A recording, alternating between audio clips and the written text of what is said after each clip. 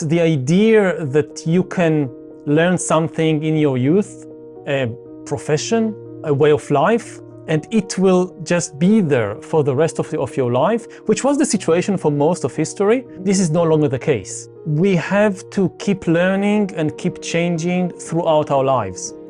Otherwise, we will be left behind. So that's one key principle.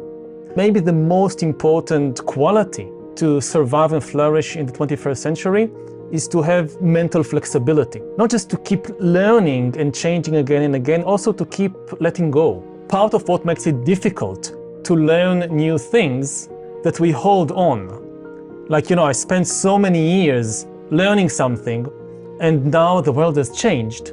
It's not just what you learned in college or what you learned in kindergarten. It's even what you learned as a baby, as a toddler, like learning how to see or learning how to walk. And what does that mean, that I have to relearn how to see and walk? Well, as virtual reality improves, increasingly, it's likely that there will be many more activities shifting from the physical, biological world that we know into a new reality, a virtual reality, which has different physical and biological laws. Even the laws of physics there are different. So whether you want to interact socially there, or maybe you have a job in virtual reality, in the metaverse, or maybe you design fashion, designing shirts for virtual reality because people want to look good there. You need to forget how physics and light and gravity works here, because it works in a different way in that reality. Will require organizations, governments to step in to make sure that people are not left behind. Just retraining people. You lose your old job to a computer or a robot or a self-driving vehicle. There are new jobs. I don't think there'll be a problem of just an absolute lack of jobs. All jobs disappear, but new jobs emerge. The really difficult thing will be the transition. And the transition, first of all, you need some kind of financial assistance. Like, you lost your old job, you need to retrain for a couple of months for a new profession maybe, who is going to support you during this time. So just as in the 20th century, governments built this huge infrastructure for educating the young, schools and colleges and so forth, will now need to build another infrastructure to educate and to retrain people in their 40s and 50s. First of all, I have to say that I'm not sure that coding is such a safe job, because coding too could be automated. Will also need a lot of therapists.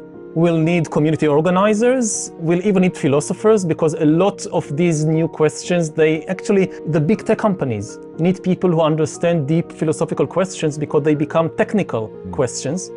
You need a lot of people in the taking care of other people.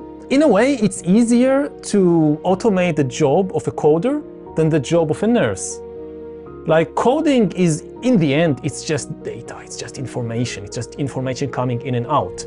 So I can see more easily how you automate the job of a computer scientist, or at least some of these jobs, than the job of a nurse who needs to replace a bandage or to give an injection to a screaming child and things like that, partly because it demands a much wider range of abilities. Of course, a nurse needs to understand information and to analyze information and so forth, but also needs motor skills, also needs social skills. And the combination of these skills, this is much harder to automate. Think about many countries in Latin America, that they don't have a high-tech sector, they have a textile industry. Lots and lots of people working in textile, producing shirts. And suddenly, all of this is automated. It's cheaper to produce shirts in California than in Mexico or in Guatemala. And in addition to that, there is an entirely new line of textile industry, which is virtual shirts. Like, I spend hours in virtual reality, I want to look good, the latest fashion in virtual reality. And somebody needs to design it. Now, how do you take, again, a 40-year-old unemployed textile worker from Guatemala and turn her or him into a designer of virtual shirts? So without government support, and in this case, these countries, even they can't afford it, they will have to get support from the richer countries. Otherwise, we are facing a global catastrophe.